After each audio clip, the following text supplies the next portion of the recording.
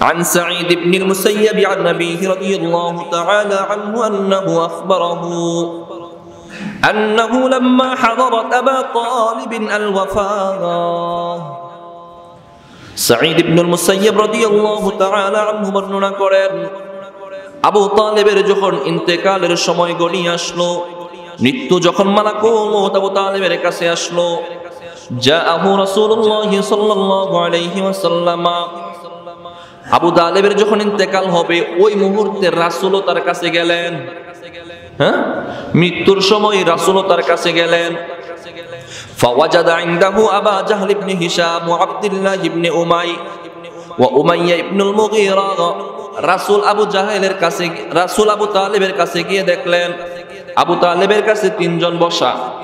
একজন হলো আবু জাহেল, দুই নাম্বার হলো আব্দুল্লাহ ইবনে উবাই, তিন নাম্বার উমাইয়া ইবনুল মুগীরা। কাফেরদের তিন বড় বড় শয়তান লিডার। এই তিনজন আবু তালেবের কাছে বসা। আল্লাহর হাবিব সাল্লাল্লাহু আলাইহি ওয়াসাল্লাম চাচা আবু তালেবের কাছে গেলেন, গিয়ে বললেন ইয়া আম্মি কুল লা ইলাহা ইল্লাল্লাহ কালিমাতান আশহাদু বিকা ইনদাল্লাহ। আল্লাহর হাবিব সাল্লাল্লাহু আলাইহি ওয়াসাল্লাম চাচাজানকে বললেন, চাচাজান পড়েন লা ইলাহা ইল্লাল্লাহ, মানে আপনি কালিমাটা পড়েন, মুসলমান হয়ে যান। এই কালিমাটা কেমন কালিমা?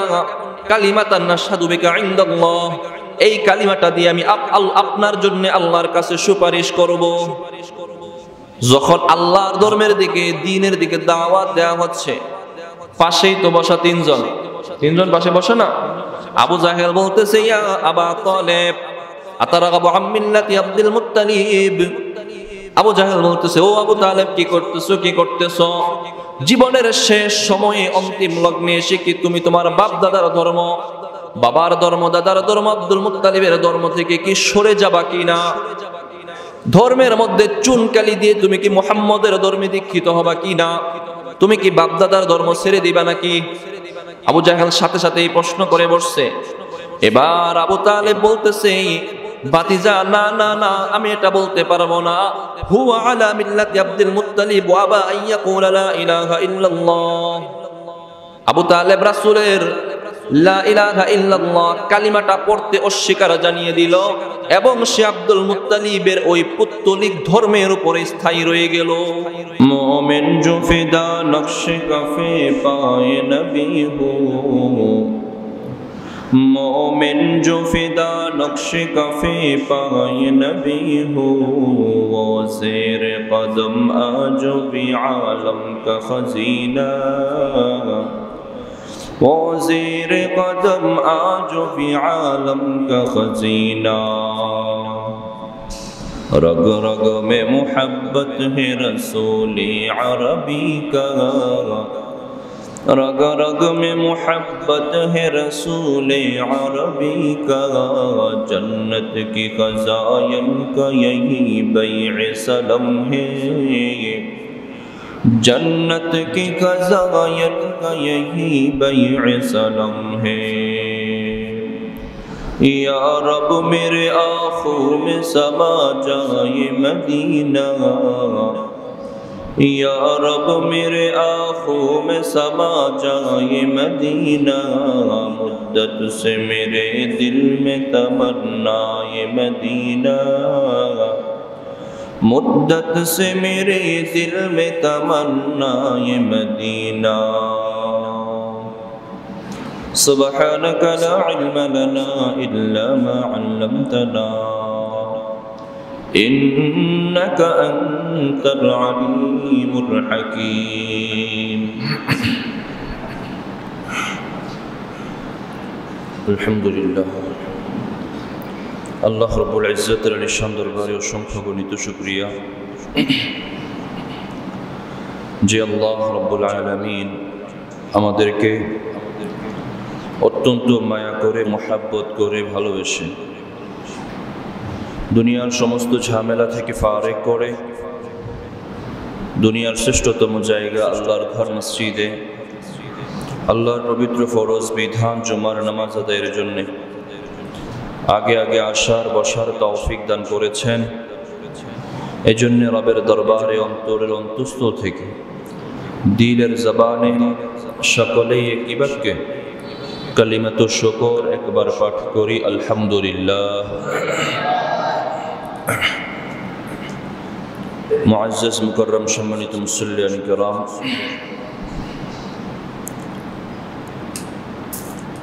গত শুক্রবারে আমরা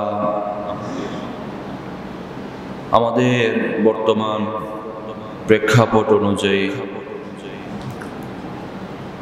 আমাদের বিধুর পার্শ্ববর্তী বা আমাদের সাথে যে ভিন্ন ধর্মী ভাইয়েরা আছে তাদের উৎসব আয়োজনে, ধর্মীয় অনুষ্ঠানে আমাদের জন্য কি করণীয় সেই ব্যাপারে আলোচনা শুনেছি। তার পূর্বে বিগত কয়েক সপ্তাহ যাবৎ আমরা আল্লাহর হাবিব সাল্লাল্লাহু আলাইহি ওয়াসাল্লামের জীবনের শুরু থেকে সংক্ষিপ্ত আকারে কিছু কিছু জায়গা থেকে আলোচনা শুনতেছিলাম ধারাবাহিক। প্রায় 5টি পর্ব আলোচনা হয়েছে। আমরা আলোচনা শুনেছি সর্বশেষ রাসূল সাল্লাল্লাহু আলাইহি ওয়াসাল্লাম মক্কায় নবুয়তি পেয়েছেন, তারপরে মক্কায় 13 বছর ছিলেন। 13 বছরের প্রথম 3 বছর গোপনে দাওয়াত দিয়েছেন, তারপরের 10 বছর প্রকাশ্যে দিয়েছেন। 10 বছর প্রকাশ্যে দিয়েছেন, সেটাও আবার 2 ভাগে বিভক্ত। 7 বছর মক্কার ভিতরে প্রকাশ্যে দিয়েছেন, 3 বছর মক্কার বাহিরে দিয়েছেন। আমরা প্রথম যে 7 বছর মক্কার ভিতরে প্রকাশ্যে দাওয়াত দিয়েছেন ওখানে ছিলাম। কোন জায়গাটাই ছিলাম? আমরা শুনেছি, জানি আল্লাহর হাবিব সাল্লাল্লাহু আলাইহি ওয়াসাল্লাম যখন নবুয়ত প্রাপ্ত হলেন, দাওয়াতের আদিষ্ট হলেন, দাওয়াত গোপনে 3 বছর প্রচার করলেন। গুটি কয়েক, মুষ্টি কয়েক মানুষ ঈমান এবং ইসলামের ছায়া তলে আসলো। 3 বছর পর আল্লাহর পরবর্তী আদেশে রাসূল সাল্লাল্লাহু আলাইহি ওয়াসাল্লাম দাওয়াতটা প্রকাশ্যে মক্কা কুরাইশের বনি আব্দুল মানাফ, বনি আব্দুল মুত্তালিবের গোত্র এবং আশেপাশের কুরাইশ এবং গোত্রের লোকদেরকে দিয়েছেন। যখনই প্রকাশ্যে দাওয়াতের উন্মোচন হয়েছে তখনই জুলুম নির্যাতনের মাত্রাটা বেড়ে গিয়েছে।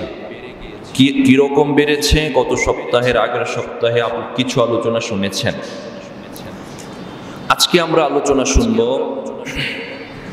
জুলুম যখন বেড়েছে, জুলুমের তারা একটা পর্যায়ে চূড়ান্ত সীমায় পৌঁছে গিয়েছিল।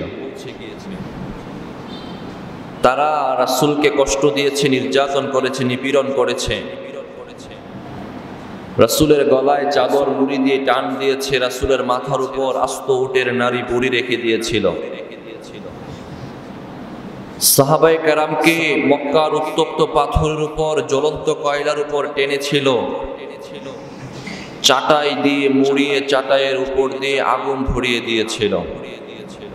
এত শত নির্যাতনের পরেও যখন রাসূল এবং সাহাবায়ে কেরাম রাদিয়াল্লাহু আনহুম আজমাইন দ্বীনের দাওয়াত থেকে এক পাও পিছু হটেননি, ওই মুহূর্তে তাদের পরবর্তী পদক্ষেপ তারা গ্রহণ করেছে। তারা তাদের জুলুমের মাত্রার শেষ সীমায় পৌঁছে গিয়েছে। আমাদের দেশে জুলুমের শেষ সীমা বলতে আমরা বুঝি কাউকে যদি জেলে পাঠায় দিতে পারে, হ্যাঁ, জেলে পাঠাইলেই তো শেষ, পরিবার থেকে আলাদা, সব কিছু থেকে আলাদা। জেলের জীবন কি খুব আনন্দের জীবন? আনন্দের জীবন নয়। আপনাকে একটা রুমের ভিতরে দিনকে দিন, মাসকে মাস, বছরকে বছর যদি রেখে দেওয়া হয়, বুঝবেন। এর সামান্য উদাহরণ আপনি তাতেই পেয়ে যাবেন। আপনি যখন বিদেশে যাবেন, প্রথম যখন যাবেন, কারোর সাথে কথা বলতে পারবেন না, ভাষা জানবেন না, তাতেই আনইজি লাগবে, মনে হবে কোথায় চলে আসলাম। আপনাকে যদি একটি রুমের ভিতরে সবকিছু থেকে বিচ্ছিন্ন করে দেওয়া হয়, তাহলে আপনার জীবন দুর্বিষহ হয়ে যাবে। ওই মক্কার কাফেররাও আল্লাহর হাবিব সাল্লাল্লাহু আলাইহি ওয়াসাল্লামকে কারাবন্দী জীবনে ঢুকিয়ে দিয়েছিল। এজন্য উলামায়ে কেরাম বলেন, জেলে যে যায় মানুষ, যদি কেউ অন্যায়ভাবে জেলে প্রবেশ করে, জেলে যাওয়া এটা নবীদের সুন্নাহ। জেলে যাওয়া নবীদের সুন্নাত। প্রত্যেক নবীগণ জেলে গিয়েছেন। আজকে আমরা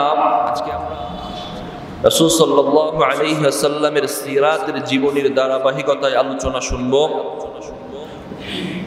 দাওয়াতের প্রকাশ্যের এক পর্যায়ে গিয়ে কাফেররা রাসূলকে কষ্টের শেষ সীমায় যখন পৌঁছে দিয়েছে, সেটা ছিল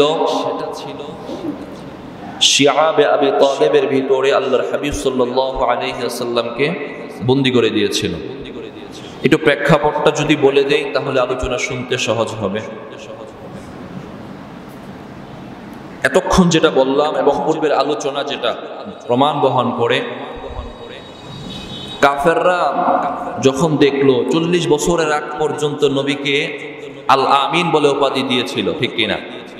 হ্যাঁ, 40 বছরের আগে নবীকে জানতো, মুহাম্মদ তুমি সবচেয়ে বিশ্বস্ত মানুষটা, তোমার কাছে টাকা পয়সা অর্থ করি বর্ষা সবকিছুই আমানত রাখা যায়, নির্দ্বিধায় রাখা যায়, তুমি কোনো খেয়ানত করবা না। কিন্তু যখনই নবুয়ত প্রাপ্ত হলেন তখনই তাদের গায়ের কাটা হয়ে গেল নবী মুহাম্মদ। একে একে বুঝায় কিন্তু বুঝ কাজে আসে না। বিগত সপ্তাহে আলোচনা শুনেছিলেন, আবু তালেবের কাছে এসে মক্কার কাফেররা প্রস্তাব দিয়েছিল, ও আবু তালেব তুমি তোমার ভাতিজা মুহাম্মদকে বুঝাও, তিনি যেন তার এই বাপ দাদার ধর্ম থেকে যে বিচ্যুত হয়ে নতুন এক ধর্মের দাওয়াত দিচ্ছে সেটা থেকে সে ফিরে আসে। যদি লাগে অর্থ করি, লাগলে অর্থ দেব, যদি সুন্দরী মেয়ে বিয়ে করতে চায় তাহলে সুন্দরী মক্কার সবচেয়ে সুন্দরী মেয়েকে বিয়ে করিয়ে দেব, যদি মক্কার সেই নেতৃত্ব চায় সে নেতৃত্বও তাকে দেব, বলো সে এই দাওয়াত থেকে যেন এই কাজ থেকে সে ফিরে আসে। আল্লাহর হাবিব সাল্লাল্লাহু আলাইহি ওয়াসাল্লাম বলেছিলেন, চাচা যান, মক্কার এই কাফেররা মুশরিকেরা যদি আমার এক হাতে সূর্য এবং আরেক হাতে চন্দ্রও এনে দেয়, আল্লাহর কসম আমি এই দাওয়াত থেকে এক বিন্দু পরিমাণও পিছে হটব না। চাচাও বুঝে গিয়েছিলেন, না ভাতিজার দম আছে, চলবে সামনে, চলো ভাতিজা তুমিও চলো, আমারও যতদিন হায়াতে আছে কেউ তোমার কোনো ক্ষতি করবে না, আমি দেখে দিব ইনশাআল্লাহ। এই যখন ভরসা পেয়ে রাসূল দাওয়াত দিতেছিলেন, কোনো কাজে আসে না, কাজ বন্ধ হয় না, তখন কুরাইশের লোকেরা মিলে চুক্তি করলো, সিদ্ধান্ত নিল, মজলিসে সমাবেশ ডাক পরামর্শ করলো যে বনি আব্দুল মুত্তালিব এবং বনি আব্দে মানাফের সাথে আমরা সব ধরনের লেনদেন, কেনা বেচা, কথাবার্তা, বিয়ে শাদী সব চুক্তি বন্ধ থাকবে, খাবার দাবারও বন্ধ, খাবার দাবারও বন্ধ। কেমন সময়টা তারা চুক্তি করেছিল, কিভাবে করেছিল, কোথায় করেছিল, চলেন সিরাতের গ্রন্থ থেকে, তাফসীরের গ্রন্থ থেকে আলোচনা শুনি। আল্লামা ইবনুল কাইয়িম রাহিমাহুল্লাহ তার জাদুল মাআদ এর 3 নম্বর খণ্ডের 27 নম্বর পৃষ্ঠার মধ্যে উল্লেখ করেন, قال ابن القيم رحمه الله تعالى فلما رأت قريش أمر رسول الله صلى الله عليه وسلم يعلو الأمور تتزايد। محترم حاضرين، আল্লামা ইবনুল কাইয়িম রাহিমাহুল্লাহ তার তাফসীরে জাদুল মাআদের 3 নম্বর খণ্ডের 27 নম্বর পৃষ্ঠার মধ্যে উল্লেখ করেন, মক্কার কুরাইশের কাফেররা যখন দেখলো আল্লাহর হাবিব সাল্লাল্লাহু আলাইহি ওয়াসাল্লাম তার দাওয়াত থেকে তিনি পিছু হচ্ছেন না, তার দাওয়াত দিনে দিনে অগ্রসর হচ্ছে, মানুষকে যতই বারণ করা হয় মানুষ মুহাম্মদের কাছে যায়, মুহাম্মদের কথা শুনে তার ধর্মের মধ্যে দীক্ষিত হয়। মানুষকে বারণ করি তোমরা মুহাম্মদের কাছে যেও না, মুহাম্মদ একটা পাগল জাদুকর, মানুষ ওই জাদুর কথা শুনতেই প্রথমে যায়, তারপরে গিয়ে মুহাম্মদের কথা ভালো লাগে দিনের মধ্যে প্রবেশ করে যায়। কি করা যায়, কি করা যায়, পরামর্শ ডাকলো, ইজতামাউ আলা আইয়াতাআকাদু আলা বনি হাশিম ওয়া বনিল মুত্তালিব ওয়া বনি আব্দি মানাফ। মক্কার কুরাইশের কাফের মুশরিকরা পরামর্শ সভা ডাকলো। কি পরামর্শ? যে আমরা বনি আব্দে হিশাম বনি আব্দুল মুত্তালিব এবং বনি আব্দে মানাফ এই তিন গোত্রের সাথে চুক্তি করলাম যে তাদের সাথে আল্লাহ ইয়াতাবায়াউহুম ওয়া লা ইউনাকিহুহুম ওয়া লা ইউকাল্লিমুহুম ওয়া লা ইউজালিসুহুম। সবাই মিলে চুক্তি করলো এই তিন গোত্রের সাথে আমরা কোনো ব্যবসায়ী লেনদেন করব না, কোনো লেনদেন করব না, কেনা বেচা করব না, তাদের সাথে সকল কেনা বেচা বন্ধ। ওয়ালা ইউনাকিহুহুম, তাদের সাথে আমাদের কোনো মেয়েকে বিয়ে দিব না, কোনো ছেলেকে তাদের মেয়ে বিয়ে করাবো না। ওয়ালা ইউকাল্লিমুহুম, তাদের সাথে কোনো কথাবার্তা বলবো না, সবার তাদের সাথে কথাবার্তা বন্ধ। ওয়ালা ইউজালিসুহুম, তাদের সাথে উঠা বসাও বন্ধ হয়ে গেল। চারটা চুক্তি করলো, তিন গোত্রের সাথে চারটা চুক্তি। তাদের সাথে কোনো লেনদেন হবে না, কথাবার্তা হবে না, বিয়ে শাদী হবে না, উঠাবাসী হবে না। ও আমার ভাই, একটু চিন্তা করে দেখেন, কোনো মানুষ যখন কারোর সাথে কথা না বলে, আপনার একজন পরিচিত আপনার গোত্রের মানুষ বাজারে আসছেন কেনা বেচা করার জন্য, দোকান থেকে যখন একটা জিনিস কিনতে চাইবেন, ওই ব্যক্তি যদি আপনার কাছে এটা বিক্রি না করে, আপনার পরিবারের সাথে যদি কেউ কথাবার্তা না বলে, আপনার কোনো লেনদেন আচারাচরণে সামাজিক অনুষ্ঠানে যদি কেউ না যায়, আপনার সাথে যদি বিয়ে শাদী সবাই বন্ধ করে দেয়, জীবনটা কেমন হয়ে যাবে? চুক্তি করলো এই তিন গোত্রের সাথে সমস্ত কিছু বন্ধ হয়ে গেল, তাদের সাথে খাবার দাবার বন্ধ। তাদেরকে একটা জায়গায় বন্দিত্ব গ্রহণ করিয়ে দাও। কোথায় বন্দিত্ব গ্রহণ করা হবে, কারাবরণ করা হবে? আল্লাহর হাবিব সাল্লাল্লাহু আলাইহি ওয়াসাল্লাম এবং তার গোত্রের লোকদেরকে, এক বর্ণনায় আছে শুধু মুসলমান নয়, এই তিন গোত্রের কাফের মুসলমান সবাইকেই মক্কার কাফেররা ওই শিআবে আবি তালেবের মাঝে বন্দী করে দিয়েছিল। জাবালে আবি কুবাইস এবং জাবালে খানদামার মাঝখানে একটি পাহাড় আছে। ওই পাহাড়টা রাসূল সাল্লাল্লাহু আলাইহি ওয়াসাল্লামের পূর্বসূরীদের পাহাড়। ওই পাহাড়ের মাঝে সবাইকে বন্দী করিয়ে দেওয়া হয়, সবাইকে এটার ভিতরে অবস্থান করিয়ে দেওয়া হয়। বাহিরের কোনো মানুষ তাদের সাথে কথা বলে না, কোনো লেনদেন করে না, উঠা বসা করে না, সব কিছু বন্ধ। এটার ভিতরেই যেন কারাবরণ হয়ে আছেন। জেলখানায় থাকলে যেমন কারোর সাথে কথা বলা যায় না, এখন না জেলখানা উন্নত হয়েছে, কেচি গেট দিয়ে দেয়, আরো কত কিছু। আগে এত উন্নত ছিল, আগে শুনতাম পালিয়েও যেত, উপরে খোলাও ছিল, অনেক রকমের ছিল। যুগ যত উন্নত হয় সবকিছুই তত উন্নত হয়। ওই সময়ের অবস্থান হিসাবে এটাই জেলখানার মতোই ছিল, জেলখানার চেয়ে বেশি ছিল। আল্লাহর হাবিব সাল্লাল্লাহু আলাইহি ওয়াসাল্লাম এবং তার সহচর এবং তার গোত্রের লোকদেরকে শিআবে আবি তালেবের মাঝে বন্দী করে দেওয়া হলো। কোনো খাবার নাই, টাকা পয়সা নাই, লেনদেন নাই, কোনো কিছুই নাই। না খেয়ে এমন একটা অবস্থা হয়েছে। আবু সাঈদ খুদরি রাদিয়াল্লাহু তাআলা আনহু বর্ণনা করেন, এক সাহাবী একদিন প্রয়োজন সারার জন্য একটা জায়গায় গেলেন, গিয়ে দেখলেন ওখানে একটা চামড়া পড়ে আছে, উটের একটা চামড়া পড়ে আছে। ওই উটের চামড়াটা এনে তিনি খেয়েছিলেন। খাবার কিছুই নাই, এটা খেয়েছিলেন। অপর বর্ণনায় আছে সাহাবায়ে কেরাম খাবারের কষ্টে কি করতেছিলেন, খাবার না পেয়ে গাছের পাতা তারা ভক্ষণ করতেছিলেন, গাছের কাঁচা পাতা খেতেছিলেন। দেখবেন ছাগল যখন মলমূত্র ত্যাগ করে, ছাগলের মলমূত্র ফুটা ফুটা হয়। কেন হয়? কারণ ওরা পাতা বেশি খায়, এই জন্য সবুজ জিনিস খায়। সাহাবায়ে কেরামের অবস্থা এমন হয়ে গিয়েছিল, আল্লাহু আকবার, সাহাবায়ে কেরামকে কষ্টের এমন একটা পরিস্থিতি দেওয়া হয়েছিল, তারা গাছের সবুজ পাতা খেতেছিলেন, পেটের ভিতরেও অবস্থাটা ওই রকম হয়ে গিয়েছিল। অবস্থা যখন অবনতি হচ্ছে, এইভাবেই চলতে আছে। কি একটা কঠিন অবস্থা! শুধুমাত্র পুরুষদের না, একটা গোত্রের মাঝে নারীও থাকে, শিশুও থাকে, বৃদ্ধও থাকে। পুরুষদের চেয়ে নারীদের, শিশুদের কষ্টটা বেশি হয়ে থাকে।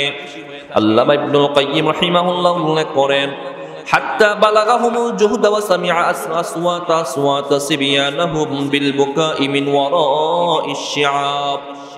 আল্লামা ইবনুল কাইয়্যিম রাহিমাহুল্লাহ বলেন, সাহাবায়ে কেরাম এবং ওই সমস্ত মুসলমান এবং তাদের বাচ্চারা যে শিআবে আবি তালেবের ভিতরে ছিল, তাদের কান্নার আওয়াজ শিআবে আবি তালেবের বাহির থেকে শোনা যাচ্ছিল।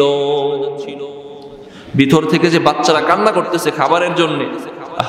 একটা বাচ্চা, ছোট বাচ্চা, একটু পরে খাবার না দিলে সে কান্না করে। মা যে খাবার দিবে, মারও তো খাবার নাই, মার স্তনে দুধ আসবে কোথা থেকে, মাও তো খেতে পারছে না। শিহাবে আবি তালেবের ভিতরে বাচ্চারা কান্না করতেছে, ওই বাচ্চাদের কান্নার আওয়াজ শিহাবে আবি তালেবের বাহিরে থেকেও শোনা যাচ্ছিল।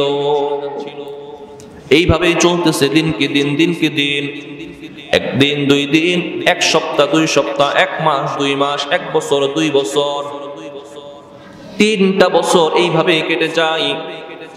নবুয়তের 7ম বছর মুহররমের 1ম তারিখ, 1 তারিখ তাদেরকে এই জেলখানার ভিতরে প্রবেশ করানো হয় শিহাবে আবি তালেবের ভিতরে।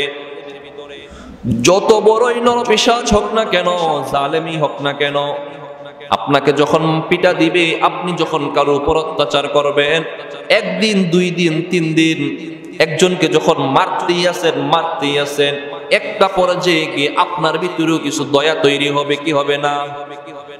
আপনার ভিতরেও কিছু দয়া তৈরি হবে, মায়া তৈরি হবে। মক্কার কাফেররাও এমন হয়ে গিয়েছে, ওয়াকানা কুরাইশুম মিন দালিকা বাইনা রাদিন ওয়া কারিহিন। একটা পর্যায়ে গিয়ে মক্কার কুরাইশের লোকেরা 2 ভাগে বিভক্ত হয়ে গিয়েছে। একদল ঠিক আছে, তাদেরকে কষ্ট দিতেছি, এটার উপর সন্তুষ্ট, কষ্ট চলতেই থাকুক। আর একদল না না না, কত কষ্ট দিবা, তারাই তো আমাদের ভাই, তারাই তো আমাদের গোত্রের লোক, বংশের লোক, বাদ দাও, বন্ধ করে দাও। বাইনা রাদিন ওয়া কারিহিন, 2 গ্রুপ হয়ে গেল। যারা অপছন্দ করতেছিল, এই চুক্তি উঠায় নাও, এই কষ্টটা বন্ধ করে দাও। তাদের মধ্যে কাফেরদের অন্যতম ছিল ফাসআ ফি নকসিস সহিফাতি মান কানা কারিহান লাহা ওয়া কানা আল-কাইমু বিযালিকা হিশাম ইবনে আমর ইবনে আল-হারিস। কাফেরদের মধ্যে যারা চাচ্ছিল এই চুক্তি উঠিয়ে নেওয়া হোক, এই কষ্টের জিনিসগুলো উঠিয়ে নেওয়া হোক, তাদের সাথে সবকিছু আগের মতোই করে দেওয়া হোক, কাফেরদের মধ্যে অন্যতম ছিল হিশাম ইবনে আমর ইবনে আল-হারিস। তাফসীরের বর্ণনায় আছে হিশাম ইবনে আমর ইবনে আল-হারিস সে কাফের থাকা সত্ত্বেও গোপনে গোপনে রাতের বেলা সাহাবায়ে কেরাম এবং নবীর জন্য কিছু খাবার নিয়ে যেত। রাতে গোপনে গোপনে কিছু খাবার পৌঁছে দিত। এইভাবেই চলতে থাকে। 1 দিন এবং 2 দিন, 3 দিন চলতে রয়েছে। 3 বছর অতিবাহিত হয়ে গিয়েছে। নবুয়তের 10ম বছর যখন শেষের দিকে, আবু তালেবের কাছে সংবাদ দেওয়া হলো, এই হিশাম ইবনে আমর ইবনে আল-হারিস, আবু তালেব নিজেও এটার ভিতরে বন্দী। শুরুতেই বলেছিলাম বনি হাশেম, বনি আব্দুল মুত্তালিব, এই 3 গোত্রের সবাই কাফের, মুশরিক, মুসলমান সবাই এটার মধ্যে বন্দিত্ব গ্রহণ করেছিল। সবাই যখন এটার ভিতরে, আল্লাহর হাবিব সাল্লাল্লাহু আলাইহি ওয়াসাল্লাম আবু তালেবকে দেখতে আসতেন, কারণ তার যদি কিছু হয়ে যায়, আবু তালেবকে দেখতে আসতেন। এইভাবে যখন 3টা বছর চলে গেল, ওই হিশাম ইবনে আমর ইবনে আল-হারিস 3 বছর পরে সে সংবাদ দিল, ও আবু তালেব, সংবাদটা জানিয়ে দাও, মক্কার কাবার চত্বরে যে একটা নেম প্লেট লাগানো, একটা চুক্তিনামা লাগানো হয়েছিল, একটা চুক্তি লিখে লাগিয়ে দেওয়া হয়েছিল যে তাদের সাথে এই ব্যবসা বাণিজ্য লেনদেন করা নিষেধ, আর করা হবে না। এটা লিখে আল্লাহর নামে বিসমিল্লাহ বলে লিখে এটা নিয়ে দেওয়া হয়েছিল। যখন সংবাদ পৌঁছা হলো, দেখো এই চুক্তিনামা যেটা লেখা হয়েছিল ওটার মধ্যে আল্লাহর নামটা ছাড়া বাকি সবটুকুকেই পোকা খেয়ে ফেলেছে। চুক্তিনামা যেটা ছিল আল্লাহর নামটা ছাড়া বাকি সবটাকে পোকা খেয়ে ফেলছে। সবাই দৌড়ে গেছে, আরে কথা কি ঠিক কিনা দেখে আসি। এসে যখন দেখলো কাবার চত্বরে, কাবার গিলাফের যেটা ওনায় লাগিয়ে দেওয়া হয়েছিল, এখন খুলে দেখে কি শুধুমাত্র অলৌকিক ভাবে শুধুমাত্র আল্লাহর নামটাকে পোকা খায় নাই, বাকি সবটুকু পোকা খেয়ে ফেলেছে। فخرج رسول الله صلى الله عليه وسلم واصحابه, আল্লাহর হাবিব সাল্লাল্লাহু আলাইহি ওয়াসাল্লাম এবং সাহাবায়ে কেরাম ওই বন্দিত্ব জীবন থেকে বের হয়ে আসেন। বন্দিত্ব জীবন আনন্দের না কষ্টের? যারা বলতেছেন না তাদের কাছে আনন্দের মনে হয় নাকি? অনেক কষ্টের। এমনি তো নবুয়ত পাওয়ার পর যখন দাওয়াত নিয়ে গিয়েছিলেন, কাফেররা গ্রহণ করে নাই, ফিরিয়ে দিয়েছে, প্রত্যাখ্যান করেছে, কষ্ট দিয়েছে, জুলুম করেছে, নির্যাতন করেছে। একটা পর্যায়ে যখন জুলুমের মাত্রা বাড়িয়ে দিয়েছে, জেল, জুলুম, নির্যাতন, কারাবরণ করিয়ে দেওয়া হয়েছিল, শিহাবে আবি তালেবের মাঝে বন্দিত্ব করে দেওয়া হয়েছিল। এই বন্দিত্ব থেকে যখন রাসূল বের হয়েছিলেন, মনে মনে একটু খুশি হওয়ার কথা ছিল, কারণ আবার আমি দাওয়াত দিতে পারবো, দ্বীনের দাওয়াত নিয়ে যেতে পারবো। কিন্তু এই খুশিটাও বেশি দিন স্থায়ী হয় নাই। নবুয়তের 10ম বছর আল্লাহর হাবিব সাল্লাল্লাহু আলাইহি ওয়াসাল্লাম এই শিআব আবি তালেব থেকে বের হন। বের হওয়ার 6 মাস পর রাসূলকে যিনি সবচাইতে বেশি পাশে থাকতেন, কাফের মুশরিকদের নির্যাতনে কষ্টে যিনি সবচাইতে পাশে থাকতেন, কাফেরদের কষ্ট প্রতিহত করে দিতেন, আবু তালেব, 6 মাস পর এই আবু তালেবেরও ইন্তেকাল হয়ে যায়। 6টা মাস পর এই আবু তালেবেরও ইন্তেকাল হয়। শুধু 6 মাস পর আবু তালেবের ইন্তেকাল হয় এমন না, যেদিন আবু তালেবের ইন্তেকাল হয় এর 3 দিন পর, 3 দিন অথবা 6 দিন পর প্রিয়তমা স্ত্রী খাদিজা রাদিয়াল্লাহু তাআলা আনহারও ইন্তেকাল হয়ে যায়। খাদিজা রাদিয়াল্লাহু আনহারও ইন্তেকাল হয়ে যায়।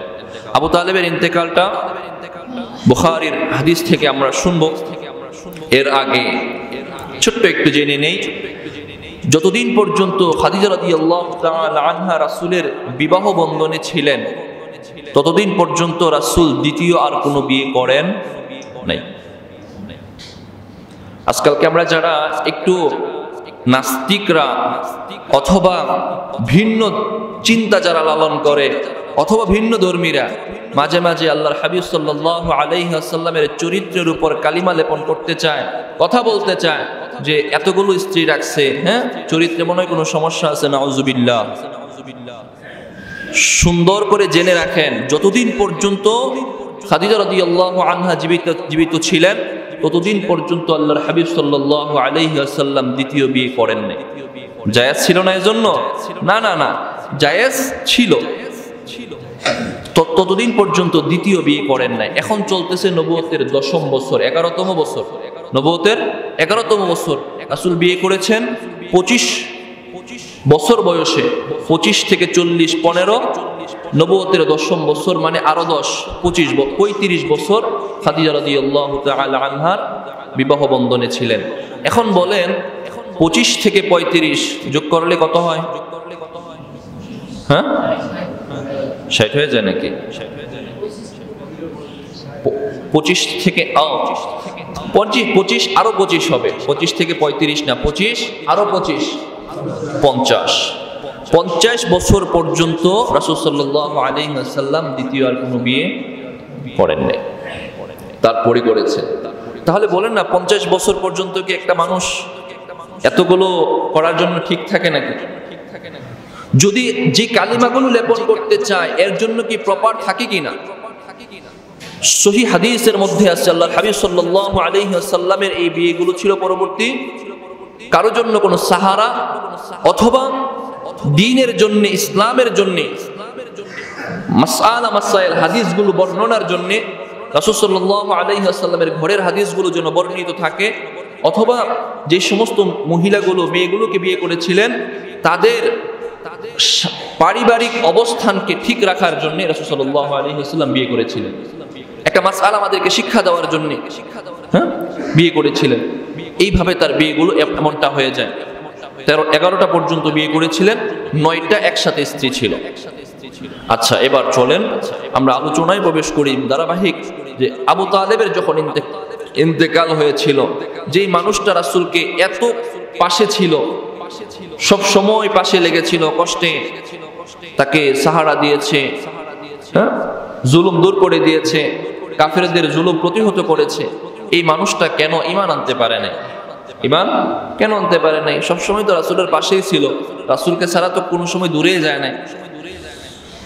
সহিহ বুখারীর 1360 নম্বর হাদিসের বর্ণনা, বুখারীতে হাদিসটা আসছে সুন্দরভাবে। সাঈদ ইবনুল মুসাইয়্যিব রাদিয়াল্লাহু তাআলা আনহু বর্ণনা করেন, عن سعيد بن المسيب عن أبيه رضي الله تعالى عنه أنه أخبره أنه لما حضرت أبا طالب الوفاة سعيد بن المسيب رضي الله تعالى عنه বর্ণনা করেন, আবু তালেবের যখন ইন্তেকালের সময় গড়িয়ে আসলো, মৃত্যু যখন মালাকুল মউত আবু তালেবের কাছে আসলো, জাআহু রাসূলুল্লাহ সাল্লাল্লাহু আলাইহি ওয়াসাল্লাম। আবু তালেবের যখন ইন্তেকাল হবে ওই মুহূর্তে রাসূলও তার কাছে গেলেন। হ্যাঁ, মৃত্যুর সময় রাসূলও তার কাছে গেলেন। ফাওয়াজাদা ইনদাহু আবা জাহল ইবনে হিশাম ওয়া আব্দুল্লাহ ইবনে উমাই ওয়া উমাইয়া ইবনুল মুগীরা। রাসূল আবু জাহেলের কাছে, রাসূল আবু তালেবের কাছে গিয়ে দেখলেন আবু তালেবের কাছে তিনজন বসা। একজন হলো আবু জাহেল, দুই নম্বর হলো আব্দুল্লাহ ইবনে উবাই, তিন নম্বর উমাইয়া ইবনুল মুগীরা। কাফেরদের তিন বড় বড় শয়তান লিডার। এই তিনজন আবু তালেবের কাছে বসা। আল্লাহর হাবিব সাল্লাল্লাহু আলাইহি ওয়াসাল্লাম চাচা আবু তালেবের কাছে গেলেন, গিয়ে বললেন ইয়া আম্মি কুল লা ইলাহা ইল্লাল্লাহ কালিমাতান আশহাদু বিকা ইনদাল্লাহ। আল্লাহর হাবিব সাল্লাল্লাহু আলাইহি ওয়াসাল্লাম চাচাজানকে বললেন, চাচাজান পড়েন লা ইলাহা ইল্লাল্লাহ, মানে আপনি কালিমাটা পড়েন, মুসলমান হয়ে যান। এই কালিমাটা কেমন কালিমা? কালিমাতান আশহাদু বিকা ইনদাল্লাহ, এই কালিমাটা দিয়ে আমি আপনার জন্য আল্লাহর কাছে সুপারিশ করব। যখন আল্লাহর ধর্মের দিকে, দ্বীনের দিকে দাওয়াত দেওয়া হচ্ছে, পাশেই তো বসা তিনজন পাশে বসে না। আবু জাহেল বলতেছে ইয়া আবা তালেব আতারাগাবু আন মিল্লাতি আব্দুল মুত্তালিব। আবু জাহেল বলতেছে ও আবু তালেব কি করতেছো? জীবনের শেষ সময়ে অন্তিম লগ্নে এসে কি তুমি তোমার বাপ দাদার ধর্ম, বাবার ধর্ম, দাদার ধর্ম, আব্দুল মুত্তালিবের ধর্ম থেকে কি সরে যাবা কিনা? ধর্মের মধ্যে চুনকালি দিয়ে তুমি কি মুহাম্মদের ধর্মে দীক্ষিত হবা কিনা? তুমি কি বাপ দাদার ধর্ম ছেড়ে দিবা নাকি? আবু জাহেল সাথে সাথে এই প্রশ্ন করে বসছে। এবার আবু তালেব বলতেছে ভাতিজা না না না, আমি এটা বলতে পারবো না। হুয়া আলা মিল্লাতি আব্দুল মুত্তালিব ওয়া আবা আইয়াকুলা লা ইলাহা ইল্লাল্লাহ। আবু তালেব রাসূলের লা ইলাহা ইল্লাল্লাহ কালিমাটা পড়তে অস্বীকার জানিয়ে দিল এবং সে আব্দুল মুত্তালিবের ওই পুত্তলিক ধর্মের উপরে স্থায়ী রয়ে গেল। রাসূল দাওয়াত দিয়েছিলেন, হ্যাঁ, কিন্তু আবু জাহেল ওই কামটা ছেড়ে দিয়েছে। আবু জাহেল বলতেছে তুমি কি বাপ দাদার ধর্ম ছেড়ে দিবা? এটা করলে ধর্মের মধ্যে চুনকালি দিয়ে চলে যাবে, মানুষ বলবে সারা জীবন তো ভালোই আসছিল, শেষ সময় আইসা ধর্মের মধ্যে চুনকালি দিয়ে মরছে, তোমার কথা বলবে। আহা, পারে না ইমান, তার নসিবে হয় নাই। এ থেকে বোঝা যায় হেদায়াত বা ইমান আল্লাহ তাআলা যার কপালে রেখেছেন তারই নসিব হবে। মানুষ কেন, আল্লাহর হাবিব আমার সুখে দুঃখে আমার সাথে ছিলেন, এই জন্যে রাসূলের জবান থেকে বের হয়েছিল আনা ওয়াল্লাহি লা আস্তাগফিরান্না লাকা মা লাম আনহু আনকা। চাচা যান, আল্লাহ যতদিন আপনাকে ক্ষমা না করেন আমি আপনার জন্য ক্ষমা প্রার্থনা করব, আল্লাহ যেন আপনাকে ক্ষমা করে দেয়। আল্লাহ সাথে সাথে আদেশ জানাইয়া দিলেন মা কানা লিন নাবিয়্যি ওয়াল্লাযীনা আমানু আইয়াস্তাগফিরু লিল মুশরিকিন। আল্লাহ জানিয়ে দিলেন হাবিব আমার, কোন নবী অথবা কারো জন্য কোনো রাইট নাই, কোনো অনুমতি নাই সে কোন মুশরিকদের জন্য দোয়া করবে। কোন মুশরিকদের জন্য দোয়া করা, হ্যাঁ, তাদের কল্যাণ কামনা করা কোন নবীর জন্যও জায়েজ নেই। ইস্তেগফার করা, ক্ষমা প্রার্থনা করা, আবার এটার দ্বারা বুঝিয়েন না যে সামাজিকভাবে তাদের পাশে থাকা এটা জায়েজ নেই। হ্যাঁ, মানে তাদের জন্য মৃত্যুর পর ক্ষমা প্রার্থনা করা, আল্লাহর দরবারে তাদের বিচার কি হবে সেটা কামনা করা জায়েজ নেই। চাচার ইন্তেকাল হয়ে গেল। চাচার ইন্তেকালের 3 দিন বা 6 দিনের পর যেই মানুষটা দাওয়াতের শুরু সময় থেকে সর্বপ্রথম ঈমান এনেছিলেন, যেই মানুষটা পরিবারটাকে দেখাশোনা করেছিলেন, যেই মানুষটা দাওয়াতের কাজের জন্য নিজের সমুদয় সব সম্পদ দান করে দিয়েছিলেন, ওই মানুষটা প্রিয়তমা স্ত্রী চাচা আবু তালেবের 3 দিন বা 6 দিন পর প্রিয়তমা স্ত্রী খাদিজা রাদিয়াল্লাহু তাআলা আনহার ইন্তেকাল হয়ে যায়।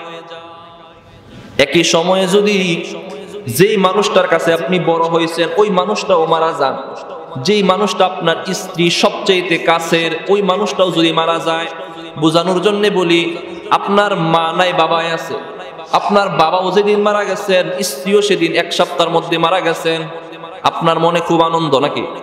কত কষ্ট, কত কষ্ট, কত কষ্ট। এই জন্য হাদিসের ভাষায় এই একই সময়ে দুইজন ব্যক্তি পরপর ইন্তেকালের কারণে ওই বছরটাকে আমুল হুজুন বলা হয়। আমুল হুজুন মানে দুর্বিষহ, চিন্তা, কষ্টের বছর, মানে সবচাইতে কষ্টের বছর এটা। রাসূলের জীবনে যত দিন গেছে, যত বছর হয়ে গেছে, সবচাইতে কষ্টের বছর ছিল এটা। এখন কষ্ট আগে থেকেই তো কষ্ট, কাফেররা কষ্ট দিচ্ছে, জুলুম নির্যাতন করতেছে, তারপরেও রাসূল আশা নিয়ে বুক বেঁধেছিলেন, মানুষকে দাওয়াত দিচ্ছিলেন। একটা পর্যায়ে যখন নিজের আপনজন কেউ হারাতে হয়েছে, আপনজনও চলে গেলেন মক্কার কুরাইশদের কাছে। আগেও কেউ শুনতো না, এখনো তো দাওয়াত নিতে গেলে মানুষ আরো বেশি কষ্ট দিবে, আরো বেশি কষ্ট দিবে। এখন কি করা যায়? ভোগ ভরা আশা নিয়ে আল্লাহর হাবিব সাল্লাল্লাহু আলাইহি ওয়াসাল্লাম চিন্তা করলেন, মক্কার ভিতরটা ছেড়ে একটু মক্কার বাহিরে যায়। 10ম বছর শেষ, মক্কা জিন্দেগীর 13 বছর 3টা ভাগে বিভক্ত বলেছিলাম। প্রথম 3 বছর গোপনে, পরবর্তী 10 বছর প্রকাশ্যে। 10 বছরের প্রথম 7 বছর মক্কার ভিতরে, এবার পরবর্তী 3 বছর, শেষ 3 বছর, মক্কা জীবনের শেষ 3 বছর এটা প্রকাশ্যে মক্কার বাহিরে দাওয়াত দিতে নবীজি সাল্লাল্লাহু আলাইহি ওয়াসাল্লাম বের হচ্ছেন। সাথে নিয়ে গেলেন যায়েদ ইবনুল হারিস রাদিয়াল্লাহু তাআলা আনহুমাকে।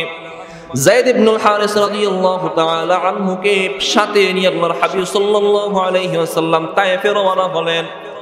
তায়েফে গিয়ে তায়েফের গণ্যমান্য নেতৃস্থানীয় ব্যক্তিদেরকে রাসূল দাওয়াত দিলেন, বললেন কুলু লা ইলাহা ইল্লাল্লাহ ওয়া তুফলিহু, তোমরা ঈমান আনো, বলো লা ইলাহা ইল্লাল্লাহ এবং সফল কাম হয়ে যাও।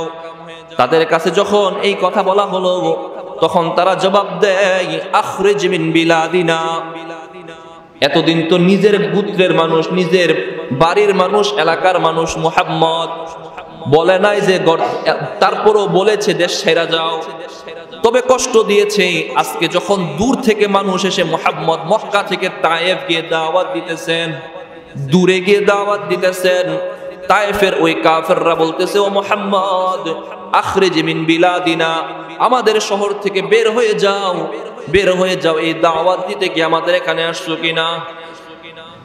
নেতৃস্থানীয় তারা তাদের মুহাম্মদকে বের করে দিয়েছে, নবীকে বের করে দিয়েছে, শিশুদেরকে লেলিয়ে দিয়েছে, শিশুদের হাতে কঙ্কর দিয়ে, পাথর দিয়ে পিছু হটলে লেলিয়ে দিয়েছে।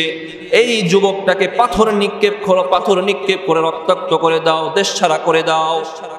পাথর যখন নিক্ষেপ করে আল্লাহর হাবিব সাল্লাল্লাহু আলাইহি ওয়াসাল্লাম পিছু হটে আসেন, আস্তে আস্তে একটা পাহাড়ের পার্শ্বদেশে বসেন। 2 পাহাড়ের মাঝে বসে আল্লাহর হাবিব সাল্লাল্লাহু আলাইহি ওয়াসাল্লাম একটু ছায়া, একটু আশ্রয় গ্রহণ করতেছিলেন। একটু চিন্তা করে দেখেন, নবুয়ত প্রাপ্ত হওয়ার পর থেকেই যখনই মানুষের কাছে দাওয়াত নিয়ে যায়, মানুষের গুটি কয়েক মানুষ ঈমান আনে, বাকি সবাই প্রত্যাখ্যান করে দেয়, নিজেকে কষ্ট দেয়, যারা তার ধর্মের মধ্যে আসে তাদেরকে কষ্ট দেয়। 3টা বছর জুলুম নির্যাতনের কারাবরণ করেছিলেন। এর থেকেও যখন বের হলেন, প্রিয়তমা স্ত্রীর ইন্তেকাল হয়ে গেল, সবচাইতে সাহায্যকারী ব্যক্তিটা আবু তালেবের ইন্তেকাল হয়ে গেল। এমন একটা কষ্ট নিয়ে যখন তায়েফে রওনা হয়েছিলেন, বুক ভরা আশা ছিল তায়েফের মানুষ 1টা 2টা হলেও মুসলমান হবে, কিন্তু না না না, 1জন কি 2জন কি, কেউই যখন ঈমান আনে নাই, ফিরিয়ে দিল, পাথর নিক্ষেপ করে রক্তাক্ত করে দিল। পাহাড়ের পাদদেশে বসে আল্লাহর হাবিব সাল্লাল্লাহু আলাইহি ওয়াসাল্লাম বসে রইলেন। যায়েদ ইবনুল হারিস রাদিয়াল্লাহু তাআলা আনহু বর্ণনা করেন, আল্লাহর হাবিব সাল্লাল্লাহু আলাইহি ওয়াসাল্লামকে তায়েফের ওই মুশরিকেরা এমন ভাবে পাথর নিক্ষেপ করেছিল, পাথরের আঘাতে রাসূলের শরীর মুবারক থেকে রক্ত ঝরতেছিল, রক্ত ঝরতেছিল, কিন্তু আমি দেখলাম একটা ফোঁটা রক্ত জমিনে পড়ে না। আল্লাহর হাবিব সাল্লাল্লাহু আলাইহি ওয়াসাল্লামের রক্ত মুবারক পা এবং জুতার সাথে লেগে, জুতা পায়ের সাথে আঠা লেগে গিয়েছিল, পা মুবারকের সাথে জুতা আঠা লেগে গিয়েছিল। যায়েদ ইবনুল হারিস রাদিয়াল্লাহু তাআলা আনহু পরবর্তীতে বর্ণনা করেন, ওই রাসূলের 1 ফোঁটা রক্ত যদি আজকে তায়েফের জমিনে পড়তো, তাহলে তায়েফের জমিনকে আল্লাহ তাআলা তামা তামা করে দিতেন, তায়েফবাসীকে আল্লাহ জমিনের মধ্যে স্থায়ী রাখতেন না। এই জন্য রাসূলের রক্ত জমিনের মধ্যে ফালান নাই। তারপর রাসূলের কষ্ট হয়েছে, রক্ত ঝরেছে, পাহাড়ের পাদদেশে যখন রাসূল ধাক্কা দিয়ে বসলেন, রাসূল আল্লাহর কাছে একটা দোয়া করেছিলেন। মুসনাদে আহমদের মধ্যে অনেক লম্বা দোয়াটা এসেছে। আল্লাহর কাছে দোয়া করেছিলেন, আল্লাহুম্মা ইলাইকা আশকু দুআফা কুওয়াতি ওয়া কিল্লাতা হিলাতি ওয়া হাওয়ানি আলান নাস ইয়া আরহামার রাহিমিন আনতা রাব্বিল মুস্তাদঈফিন ইলা মান তাকিলানি ইয়া আল্লাহ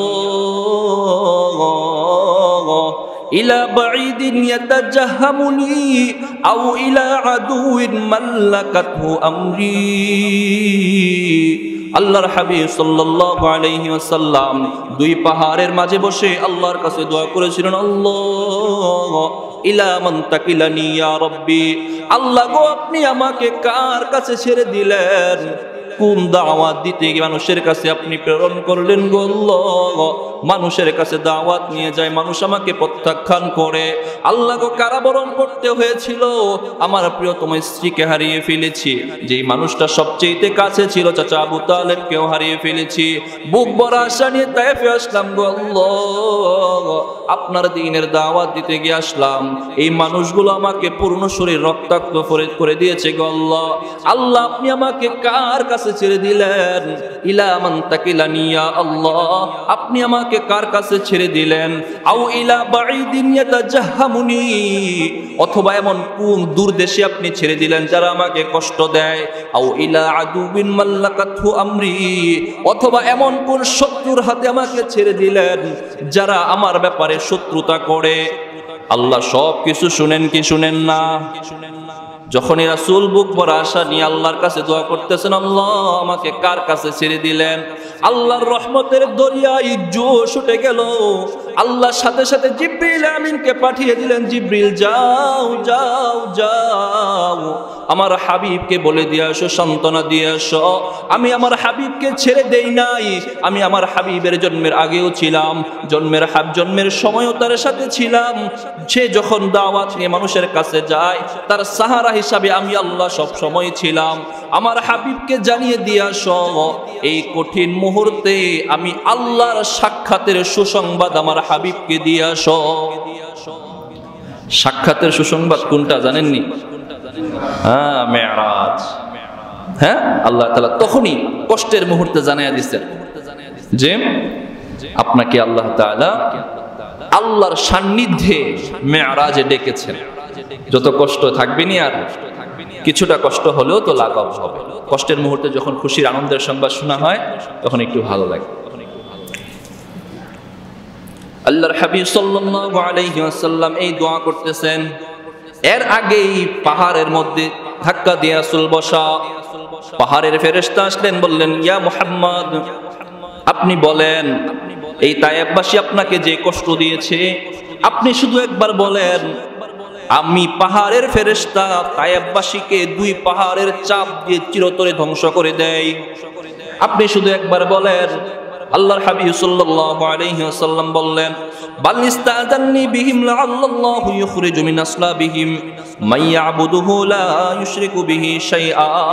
ও পাহাড়ের ফেরেশতা, না না না, এটা করিও না। আমি আশা রাখি এই তায়েফবাসীদের পরবর্তী ওয়ালাদের মধ্যে এমন কিছু মানুষ দুনিয়াতে আসবে যারা তাদের মূর্তি পূজা ছেড়ে এক আল্লাহর ইবাদত করবে। হ্যাঁ, যারা সৌদি আরবে থাকেন, এখন কি তায়েফে মুসলমান নাই? হ্যাঁ, কি পরিমাণ পরবর্তীতে খুব নিকটবর্তী সময়ে ওই তায়েফ থেকেই মানুষ ধাপে ধাপে অসংখ্য ইমানের ছায়াতলে, ইসলামের ছায়াতলে এসেছে, মুসলমান হয়ে গিয়েছে। মুহতারাম হাজিরিন, এই হলো মক্কা জীবনের একটা পর্যায়। এখান থেকে রাসূল সাল্লাল্লাহু আলাইহি ওয়াসাল্লাম মেরাজে গিয়েছেন, সময়টা অতিবাহিত হয়েছে, ওখান থেকে হিজরত করেছে। মেরাজের আলোচনা তো আমরা রজবের 27 তারিখ দীর্ঘ শুনে থাকি। ইনশাআল্লাহ সামনের সপ্তাহ থেকে সামনের পর্বের আলোচনা ইনশাআল্লাহ আমরা শুনবো। যতটুকু আলোচনা শুনলাম, দেখেন রাসূল সাল্লাল্লাহু আলাইহি ওয়াসাল্লামকে কাফেররা কারাবন্দিত্ব জীবনে আবদ্ধ করে দিয়েছিল। খাবার দেয় নাই, হ্যাঁ, কথাবার্তা বলে নাই, খাবার পচতেও দেয় নাই, বাহিরের খাবার ভিতরে পচবে এটাও বন্ধ ছিল। বর্তমান সময়ের সাথে কোনো মিল পান কি পান না? হ্যাঁ, কিসের সাথে? একটু তাকিয়ে দেখেন গত 2 দিনের অবস্থা পুরো বিশ্বে। আমাদের মুসলমান ফিলিস্তিনের হামাসের ভাইয়েরা গত কয়েক বছর যাবৎ যেইভাবে নির্যাতন, নিপীড়ন, জুলুম, অত্যাচারের শিকার হচ্ছেন, যেইভাবে মানুষগুলোকে তারা মারতেছে, বাড়িঘরগুলোকে ধসিয়ে দিচ্ছে, একটা পর্যায়ে আমরা দেখলাম বাড়িঘরগুলো নাই, এখন শুধু মানুষ উড়ে আকাশে। হ্যাঁ, খাবার না পেয়ে মানুষগুলো কুকুরের খাবার, রুটি ছিঁড়ে ছিঁড়ে খাচ্ছিল। এমন একটা অবস্থা, একটুকু খিচুড়ির জন্য বাচ্চাগুলো কিভাবে কান্না করতেছিল।